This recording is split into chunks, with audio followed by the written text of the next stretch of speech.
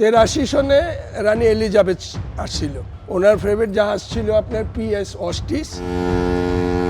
ঐতিহ্যবাহী এসব স্টিমারে ভ্রমণ করেছেন ব্রিটেনের রানী দ্বিতীয় এলিজাবেথ, কবিগুরু রবীন্দ্রনাথ ঠাকুর, বঙ্গবন্ধু শেখ মুজিবুর রহমান সহ বিশ্বের গুরুত্বপূর্ণ অনেক ব্যক্তি। শত বছরের ঐতিহ্য ধারণ করে এই প্যাডেল স্টিমার এখন ধ্বংসের অপেক্ষায়। ঢাকা থেকে যাত্রা শুরু করে চাঁদপুর, বরিশাল, খুলনা হয়ে একসময় কলকাতা পর্যন্ত চলাচল করত এই স্টিমার। মূলত গতির কারণে এই স্টিমারকে বুলেট স্টিমারও বলা হয়ে থাকে। আমাকে এই স্টিমার কোম্পানির মধ্যে ভিআইপি হইতে, মন্ত্রী হইতে, এমপি হইতে, সাধারণ পাবলিক হইতে ওনারা খুব ভালোবাসত, পছন্দ করত।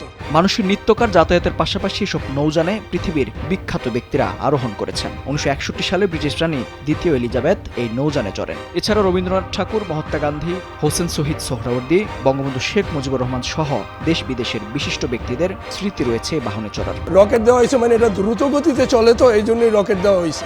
অনেক স্পিড। একটা লঞ্চ আমার এই জাহাজের আগে আইতে পারতো না, লঞ্চ পিছনে থাকতো, এইটা আগে আইতো। এরা তো পারবো না। এইটা হইলো ব্রিটিশের তৈরি, আর এটা আমাকে বাংলা তৈরি।